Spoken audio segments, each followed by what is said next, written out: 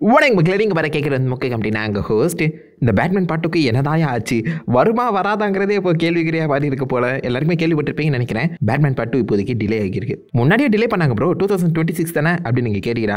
அதையும் தாண்டி டிலே பண்ணியிருக்காங்க. 2027 அக்டோபர் மாதம் தான் அந்த படம் வருது. கிட்டத்தட்ட 3 வருஷம் சொல்லலாமா. 2027 எண்டு கிட்டதாக வருது. அப்போ பேட்மேன் 1 ரிலீஸ் ஆகி 5 வருஷம் கழிச்சு தான் பேட்மேன் 2 வந்து பிளான் பண்ணி ரிலீஸ் பண்ணுறாங்க. இவ்வளோ பெரிய ஒரு கேப் எதுக்கு? அதுக்கு யார் காரணம்? ஒருவேளை ராபர்ட் பேட்டின்சனை டிசிக்குள்ள கூட்டு வர பிளான் பண்ணிட்டு இருக்காருன்னு சொல்லி பல கேள்விகள் எழுப்பி இருக்கலாம். இப்போ லேட்டஸ்டா ஜேம்ஸ் கன் அது சம்பந்தப்பட்ட பல பதில்களையுமே சொல்லியிருக்காரு. என்னங்கிறது பார்த்துருவோம். ஃபர்ஸ்ட் ஆப்வியஸா இந்த படம் வந்து பார்த்தீங்கன்னா 2025 இந்த வருஷம் வர வேண்டியது. ஸோ டெக்னிக்கலா பார்க்கும்போது சூப்பர்மேன் அண்ட் பேட்மேன் படம் ஒரே வருஷத்தில் ரிலீஸ் ஆக வேண்டியது. மேட்ரிக்ஸ் வந்து பார்த்தீங்கன்னா அதுக்கான ஒர்க்ல தான் இன்வால்வ் ஆகியிருந்தாரு. பட் நடுவில் ஹாலிவுட் ஸ்ட்ரைக் வந்திருக்க அந்த சமயத்தில் மேட்ரிக்ஸால அதில் ஒர்க் பண்ணவே முடியல. அவர் தான் ரைட் பண்றது காரணத்தினால என்னால அடுத்த வருஷம் இதை பரபரன்னு எழுதி ரிலீஸ் பண்ண முடியாது, எனக்கு கொஞ்சம் டைம் கொடுங்கன்னு சொல்லி 2026 வாங்கியிருந்தாங்க. ஸோ இந்த வருஷத்தோட ஜூலை மாதம் சம்மர்ல வந்து பார்த்தீங்கன்னா அந்த படத்தோட ஷூட்டிங் கிக் ஆஃப் ஆக வேண்டியது. பட் மேட்ரிக்ஸ் கொஞ்சம் ஸ்லோ ரைட்டரா இருக்க அந்த சமயத்தில் நிறைய விஷயங்களை மாற்றி அமைச்சாராம். ஜேம்ஸ் கன் கூட பேசி ஏகப்பட்ட விஷயங்கள் வந்து பார்த்தீங்கன்னா இந்த படத்துல இருந்து தூக்கப்பட்டிருக்கு. முக்கியமா கிளேஃபேஸ் வந்து பார்த்தீங்கன்னா டிசிக்குள்ள இப்போதைக்கு கன்ஃபார்ம் ஆயிருக்கு. பட் ஒரிஜினலா பார்க்கும்போது கிளேஃபேஸை மேட்ரிக்ஸ் அவருடைய யூனிவர்ஸ்ல கூட்டிட்டு வரதா தான் பிளானே வச்சிருந்தாராம். இது அஃபிஷியலா எங்கேயுமே தெரியல. பட் இருந்தாலும் நிறைய இன்சைடர் சொன்ன ஒரு விஷயம், கிளேஃபேஸ் மேட்ரிக்ஸ் யூனிவர்ஸ்க்குள்ள வந்து அதுக்கப்புறம் தான் இந்த டிசிக்குள்ள போற மாதிரி பிளான் இருந்திருக்கு. சொல்ல முடியாது, இப்போ நடக்கலாம். ரெண்டு வித்தியாசமான கிளேஃபேஸ் டிசியூ அண்ட் மேட்ரிக்ஸ் யூனிவர்ஸ்ல வரதுக்கான சான்சஸ் அதிகம். அதே மாதிரி மேட்ரிக்ஸ் வந்து பார்த்தீங்கன்னா இப்போதைக்கு பேட்மேன் 2 விண்டர்ல தான் செட் பண்றதா பிளான் பண்ணி வச்சிருக்காரு. அதாவது பென்குயின் சீரிஸ் இப்ப பார்த்து முடிச்சிருப்பீங்களா. பென்குயின் சீரிஸோட கண்டினியூஷன் தான் பேட்மேன் 2 இருக்கணும். இப்போ அப்படிதான் எழுதப்படுதுன்னு நினைக்கிறேன். ஸோ மிஸ்டர் ஃப்ரீஸும் வர மாதிரி பிளான் பண்ணி வச்சிருந்தாங்க. மேட்ரிக்ஸ் பென்குயின்லயுமே ஒர்க் பண்ணியிருக்க அந்த காரணத்தினால இதோட கண்டினியூஷன் அப்படியே டப்புன்னு எழுதி முடிச்சிருவாங்க. 2026 படத்தை பார்க்கலாம் அப்படின்னு சொல்லி நினைச்சிட்டு இருக்க அந்த சமயத்தில் இப்போ உள்ளுக்குள்ளேயே பல கதைகள் மாற்றம்ங்கிறது நடந்துட்டு இருக்கான். ஸோ அந்த ஒரு காரணத்தினால பேட்மேன் 2ங்கிறது 2027 எக்ஸ்ட்ரா ஒரு வருஷம் டிலே ஆகியிருக்கு. அப்படி பார்த்தா இந்த வருஷத்தோட கடைசியில தான் ஷூட்டிங்கே ஆரம்பிப்பாங்கன்னு நினைக்கிறேன். பென்குயின் சீரிஸ் பார்த்து ஹைப்ல காத்துட்டு இருந்தா கொய்யால இவ்வளோ டிலேவா. பட் டெக்னிக்கலா பார்க்கும்போது பென்குயின் ஆக்சுவலா பேட்மேன் 2 அண்ட் பேட்மேன் 3 ரெண்டுத்திலுமே வரப்போறானா அது கன்ஃபார்ம் ஆயிருக்கு.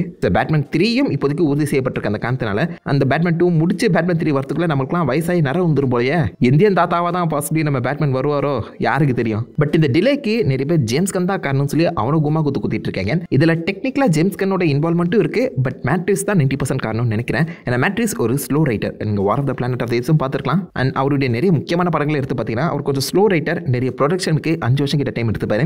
ஒரிஜினலா பார்க்கும்போது பேட்மேன் 1 வந்து பார்த்தீங்கன்னா 2018 அனௌன்ஸ் பண்ணப்பட்டு 2022 தான் ரிலீஸ் ஆச்சு. அதுக்குள்ளேயே ஒரு 5 வருஷம் ப்ரொடக்ஷனுங்கிறது போய் தான் இருக்கேன். ஸோ அதே மாதிரி தான் பேட்மேன் 2க்கும் 5 வருஷம் ப்ரொடக்ஷனுங்கிறத கேட்டிருக்காரு போல மேட்ரிக்ஸ். ஜேம்ஸ் கனும் அதை தான் மென்ஷன் பண்ணியிருந்தாரு. ஒரு சீக்வல் வரதுனாலே அதுக்கு 5 வருஷம் தேவைப்படும். 2 வருஷம் ரைட்டிங் அண்ட் 3 வருஷம் கிட்டத்தட்ட போஸ்ட் ப்ரொடக்ஷன் அண்ட் ப்ரொடக்ஷன் எல்லாத்தையுமே சேர்த்து அமைஞ்சிரும். ஸோ 5 வருஷங்கிறது காமனான ஒரு விஷயம் தான். இதை நினைச்சு நீங்க பயப்பட தேவையில்ல. அந்த படம் கேன்சல் ஆகலன்னு சொல்லி ஒன்னதான் மென்ஷன் பண்ணியிருந்தாலும் மேட்ரிக்ஸ் ஆல்ரெடி ஒரு ஸ்லோ ரைட்டர். அதுக்கு நடுவில் ஹாலிவுட் ஸ்ட்ரைக் வேற வந்திருக்க அந்த காரணத்தினால அந்த ரைட்டிங் இன்னும் டிலே ஆகிருக்கு. ஸ்லோ ரைட்டர்னா அதை நான் குறையா சொல்லல, அது உண்மையிலே நல்ல விஷயம் தான். பிகாஸ் பொறுமையா அவருடைய யூனிவர்ஸை இன்னும் பெருசா அந்த பக்கம் நம்ம மேட்ரிக்ஸ் டீட்டெயில்டா எழுதிட்டு இருக்காரு. டப்புன்னு ஏதோ ஒன்று கொடுத்துடலாம்டா அப்படிங்கிற மாதிரி இல்லாம அதுக்கு ஹார்ட் அண்ட் சோல் போட்டு எழுதுறாரு. பென்குயின்ல நீங்க பார்த்திருக்கலாம். பென்குயினுக்குள்ளேயுமே மேட்ரிக்ஸோட இன்புட் இருக்க தான் செஞ்சிருக்கேன். அண்ட் பேட்மேன் 1லுமே அவ்வளவு இம்பார்ட்டன்டான ரைட்டிங் போயிருக்கும். ஆக்ஷன் கம்மியா இருந்துச்சுன்னு இப்ப சொல்லியிருப்பாங்க. அதுக்கு காரணம் அந்த மொத்த வேர்ல்டுமே அவர் எஸ்டாப்ளிஷ் பண்ணியிருக்காரு. பேட்மேன் 2ல தான் பாசிபிளி அதிகமான ஆக்ஷன் வரதுக்கான வாய்ப்புகள் அதிகம். ஸோ மேட்ரிக்ஸ் ஆல்ரெடி ஸ்லோ ரைட்டரா இருக்க அந்த சமயத்தில் இப்போதைக்கு இந்த படம் டிலே ஆனது உண்மையிலே ஒரு நல்ல விஷயமா தான் எனக்கு ஃபீல் ஆகுது. ஏன்னா இன்னும் டீட்டெயில்டா அந்த யூனிவர்ஸை பில்ட் பண்ண முடியும். மேட்ரிக்ஸ் நினைச்சா அடுத்த வருஷம் டிசம்பர் மாசத்துக்கு இந்த படத்தை ரிலீஸ் பண்ணலாம். பட் பேட்மேன் 1 விட பேட்மேன் 2ல வந்து பார்த்தீங்கன்னா கொஞ்சம் விஎஃப்எக்ஸ் ஒர்க் அதிகமா இருக்குங்கிற மாதிரி சொல்லியிருக்காங்க. லீக்ஸ் படி கிளேஃபேஸ் அண்ட் ஆப்வியஸா மிஸ்டர் ஃப்ரீஸ் வரும்போது 2 கேரக்டர்ஸுமே விஎஃப்எக்ஸ் கேரக்டர்ஸ் தான். அதை காமிக்க அக்யூரேட்டா கொடுப்பாங்களா கிரவுண்டடா கொடுப்பாங்களா தெரியல. பட் அந்த கேரக்டர்ஸ் இன்ட்ரடியூஸ் பண்ணும்போது விஎஃப்எக்ஸ் ஹெவியா தான் இருக்கணும். அதுவும் வின்டர் சீசன்ல நடக்கிற அந்த சமயத்தில் போஸ்ட் ப்ரொடக்ஷன் பேட்மேன் 2க்கு கொஞ்சம் ஹெவியா தான் இருக்கும். ஆல்ரெடி நிறைய படங்கள் டிலே ஆகியிருக்க அந்த காரணத்தினால அந்த படங்களுக்கான விஎஃப்எக்ஸ் புக்கிங் நடந்து போச்சான். ஸோ விஎஃப்எக்ஸ் ஒர்க் பண்ற கம்பெனியும் இப்போதைக்கு அவைலபிளா இல்லாத அந்த காரணத்தினாலையும் இந்த படம் டிலே ஆகியிருக்கலாம் அப்படிங்கிற மாதிரியும் சில இன்சைடர்ஸ் வந்து பார்த்தீங்கன்னா மென்ஷன் பண்ணியிருக்காங்க. ஜான் கேம்பியெல்லாம் சொல்லியிருக்காரு. ஸோ பாசிபிளி அந்த விஎஃப்எக்ஸ் கம்பெனி பிரச்சனையும் இதுக்கு காரணமா இருக்கலாங்க.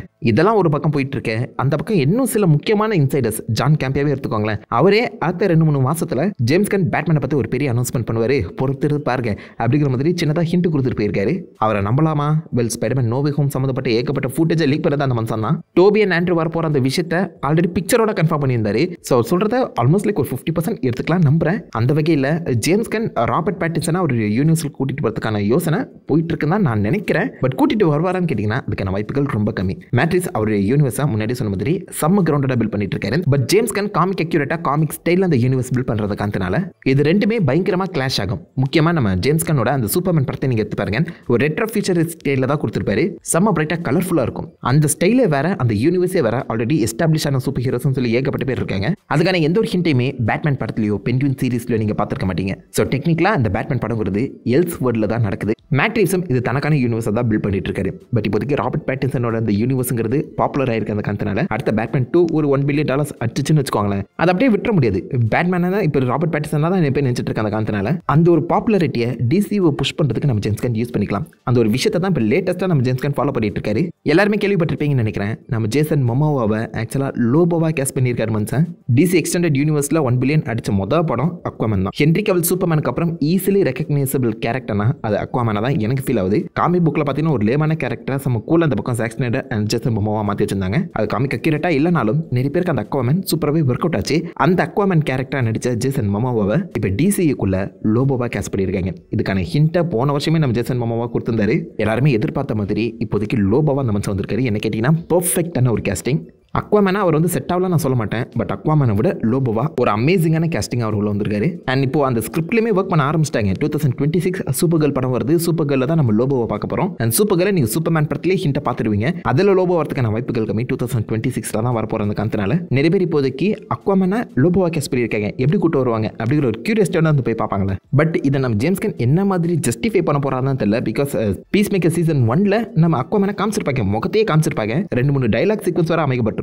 அந்த கேரக்டர் அந்த பீஸ் மேக்கர் இப்போதைக்கு சீசன் 2ல டிசிக்குள்ள ரிட்டர்ன் ஆக போறாரு. So peace maker already Jason Momoa அக்வாமேனா பார்த்திருக்காரு. இப்போ திரும்பவும் லோபோவை பார்க்க போறாரு. ஏதாவது மல்டிவர்ஸ் சம்பவம் செய்ய போறாரான்னு தெரியல. ஜேம்ஸ் கன் என்ன பிளான் வச்சிருக்காருன்னு தெரியல. எனக்கு கேட்டீங்கன்னா ஜேசன் மொமோவா பெர்ஃபெக்ட் கேஸ்டிங். பட் அக்வாமேனா இருக்க அந்த சமயத்தில் இந்த ஒழுங்கா ஜஸ்டிஃபை பண்ணி ஆகணும். ஜென்ரல் ஆடியன்ஸுக்குமே அது புரியணும். புரிய வைப்பாங்களான்னு பொறுத்தது பார்ப்போம். ஸோ டிசிக்குள்ள ஆல்ரெடி ஹிட் ஆன கேரக்டர்ஸை திரும்பவும் ஜேம்ஸ் கன்னால யூஸ் பண்ண முடியும்னா ராபர்ட் பேட்டின்சனுமே யூஸ் பண்ண முடியும். பட் அதுக்கு மேட்ரிக்ஸ் ஒத்துக்கணும் தான் தோணுது. மேட்ரிக்ஸ் தன்னுடைய கட்டுப்பாட்டுக்குள்ள தான் அந்த பேட்மேன் இருக்கணும்னு சொல்லி ஒரு கான்ட்ராக்ட் போட்டிருக்காராம். அப்படி பார்த்தா டிசிக்குள்ள வர எல்லா பேட்மேன் சீக்வன்ஸுமே மேட்ரிக்ஸ் தான் ஓவர்லுக் பண்ணியாகணும். இந்த ஒரு கன்ஸ்ட்ரக்ஷனோட நம்ம ஜேம்ஸ் கன் ஒர்க் பண்ண மாட்டாருன்னு தோணுது.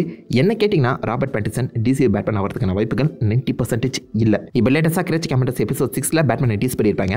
அந்த லுக்குக்கும் நம்ம ராபர்ட் பேட்டின்சன் பேட்மேன் லுக்குக்கும் சுத்தமாக சம்மந்தமே இல்லாத மாதிரி ஃபீல் ஆகுது. ராபர்ட் பேட்டின்சன் ரொம்ப லீனாக இருப்பார், அன்எக்ஸ்பீரியன்ஸ்ட். பட் இங்கே இருக்கக்கூடிய அந்த பேட்மேன் பார்த்தீங்கன்னா கொஞ்சம் பல்காக இருக்காரு அண்ட் கான்ஃபிடென்ட்டோட நிற்கிறது. ஆப்வியஸாக சூப்பர் எக்ஸ்பீரியன்ஸ்டான கேரக்டராக இருக்காரு. டாக்டர் ஃபாஸ்பரஸே அரெஸ்ட் பண்ணியிருக்காருன்னு யோசிச்சு பாருங்க.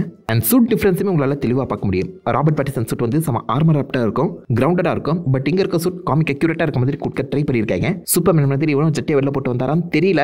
பல்காக இருக்காரு, யூட்டிலிட்டி பெல்ட்லாம் யூஸ் பண்ணுற மாதிரி தெரியுது. கண்ணுமே ஒயிட் கலரில் க்ளோ ஆகுது. எல்லாமே காமிக் அக்யூரேட்டாக இருக்க அந்த சமயத்தில் இது ரெண்டுத்துக்குமே ஓப்பனிங் அந்த சில்லவுட்டே செட் ஆகல. அதே மாதிரி பிரேவ் அந்த போல்ட் படத்தை நம்ம ஆன்டி முஷட்டி தான் டைரக்ட் பண்ண போறாரு. ஸோ அவரை பொறுத்த வரைக்கும் இப்போ ஸ்கிரிப்டிலே ஒரு டிலே நடந்திருக்கு அப்படிங்கிறத அவர் மென்ஷன் பண்ணியிருக்காரு ஒரு பாட்காஸ்ட்ல. ஸோ 2027ல பிரேவ் அந்த போல்ட் வராது போலங்க. எனக்கு தெரிஞ்சு 2028 இல்லைனா 29க்கு புஷ் பண்ணுவாங்க போல. அண்ட் அந்த பிரேவ் அந்த போல்ட் கான்செப்ட் படி பேட்மேனும் அவருடைய பையன் டேமியன் வெயின் அந்த ராபின் கேரக்டர் தான் வந்து ஒன்னா கதை எழுதியிருக்காங்க. அண்ட் அந்த டேமியன் வெயின் ஆல்ரெடி எஸ்டாப்ளிஷ் பண்ணப்பட்டிருப்பாங்க அந்த டிசிக்குள்ள. ஆல்ரெடி கூல்ஸ் கூட அவர் வந்து ட்ரைனிங் போய் அதுக்கப்புறம் தான் டேமியன் வெயினா ராபினா பேட்மேன் கூட ஒர்க் பண்ண போறாரு. அண்ட் அந்த பேட்மேனுக்கு ஒரு 40 வயசு கிட்ட இருக்கும்னு சொல்லியிருக்காங்க. இந்த பக்கம் நம்ம ராபர்ட் பேட்டின்சன் இப்பதான் இயர் 2லயே இருக்காரு. அவருக்கு பையெல்லாம் போறதுக்கு வாய்ப்புகளே கிடையாது. அண்ட் ஆப்வியஸாக நம்ம ஜேம்ஸ் கன்னுமே ப்ரெசென்ட் டைம்லைனை வச்சு தான் அந்த கதையை ஓட்டுற அந்த காரணத்தினால 2 டைம்லைனும் கிராஷ் ஆகும். அண்ட் 2 டைம்லைனில் இருக்கக்கூடிய அந்த கேரக்டர்ஸ் அவங்களுடைய பசங்க அந்த கதையுமே கிராஷ் ஆகும். So 90% Robert Pattinson DCU Batman ஆகிறதுக்கான வாய்ப்புகள் கிடையாது. ஒரு பல்கான பேட்மேனை தான் கேஸ் பண்ண போகிறதா சொல்லியிருக்காங்க. ஆக்சுவலாக இந்த கிரேச்சி கேமரஸில் வந்து அந்த பேட்மேன் இன்ஸ்பிரேஷனே பென் அஃப்லெக் தான். ஏன்னா டிசியூ ஹெட்டாக வரதுக்கு முன்னாடியே ஜேம்ஸ் கன் கிரேச்சி கேமரஸை எழுதுனதாக சொல்லப்பட்டிருக்கேன். அந்த சமயத்தில் டிசி எக்ஸ்டெண்டட் யூனிவர்ஸும் இருந்திருக்கு. அந்த சமயத்தில் பென் அஃப்லெக் இன்ஸ்பயர் பண்ணி தான் இந்த பேட்மேனை வரைஞ்சிருக்காங்க. பட் அதுக்கப்புறம் இந்த அனிமேஷன் தானே ஈஸியாக மாற்றிருக்கலாம். நம்ம ஜேம்ஸ் கன்னுமே ஏகப்பட்ட பேட்மேன் இட்ரேஷன் இங்கே வந்து காமிச்சாங்க. நான் ஒன்று வேணாம் சொல்லி இப்போதைக்கு ஒதுக்கி வச்சிருக்கேன். ஃபைனலைஸ் என்னால் பண்ண முடியல. பட் பிரேவ் அந்த போல்ட் வரும்போது உங்களுக்கு கிளியராக கட்ட அதை பற்றி தெரியும். பேட்மேன் என்னுடைய ஃபேவரட்டான கேரக்டர், அதை நான் வேஸ்ட் பண்ண மாட்டேன் அப்படிங்கிறத ஓப்பனாகவே சொல்லியிருக்கேன். அந்த காரணத்தினால எஸ்டாப்ளிஷ் பண்ணப்பட்ட ராபர்ட் பேட்டின்சனை கேஸ் பண்ணாமல் ஒரு புது கேஸ்ட்டுக்கு தான் கூட்டு வருவார்னு தோணுது. நிறைய அந்த ரீச்சர் கேரக்டர் வந்து சொல்கிறாங்க. அந்த மனுஷன் பேட்மேனுக்கு சூட் ஆவார், ஆனால் ப்ரூஸ் வேணா செட் ஆக மாட்டான்னு தோணுதுங்க. செம்ம ஹைட்டாக கொஞ்சம் வித்தியாசமாக இருக்காரா, ஈஸியாகவே கண்டுபிடிச்சிட மாட்டாங்க காத்தமில் இருக்கவங்க. ரீச்சர் ஆக்டர் வந்து கண்டிப்பாக பேட்மேன் ஆகிறதுக்கான வாய்ப்புகள் கம்மி. பட் வந்தால் நல்லா தான் இருக்கும், பார்க்கலாம். அவர் சொல்ல முடியாதுங்க. மல்டிவர்ஸ்னு சொல்லி இந்த பக்கம் நம்ம ராபர்ட் பேட்டிசனை வித்தியாசமான ஒரு பேட்மேனாக காஸ்ட் பண்ணுறதுக்கான சான்சஸ் அதிகம். பட் அதை மேட்ரிக்ஸ் ஒத்துக்கணுமே. அண்ட் பிக் ஸ்க்ரீனில் 2 வித்தியாசமான பேட்மேனை பார்த்தா ஜென்ரல் ஆடியன்ஸும் கன்ஃபியூஸ் ஆக தான் செய்வாங்க. இது எப்படி அமைய போகுது, என்ன மாதிரி கடந்து போகிறாங்கன்னு ஜேம்ஸ் கன் கிளியர் பண்ணாதான் உண்டு. இன்னத்துக்கு பேட்மேன் 2 வந்துருதான் இந்த கன்ஃபியூஷன்லாம் தேவையாங்க. மேட்ரிக்ஸ் ஐயா கொஞ்சம் சீக்கிரமாக எழுதி முடிச்சு 2027 ஆச்சு அதை ரிலீஸ் பண்ணிக்கியா டிலே பண்ணாமல். நீங்கள் என்ன நினைக்கிறீங்க? ராபர்ட் பேட்டிசன் டிசி பேட்மேன் வந்தால் நல்லா இருக்குமா இருக்காதா, இல்லை வேறு யார் பேட்மேன் கேஸ்டிங் வந்தால் நல்லாயிருக்கும்? உங்கள் தான் எல்லாத்தையுமே மறக்க வைக்கல காம்பட்டு அந்த லைக் பண்ணி தட்டி விடுங்க. நான் அவ்வளோ நல்ல ஒரு ஆசமான வழியில் மீட்பட்டு எதிர்க்கும் ஹேஃபன் கைஸ் ஓவட்டா.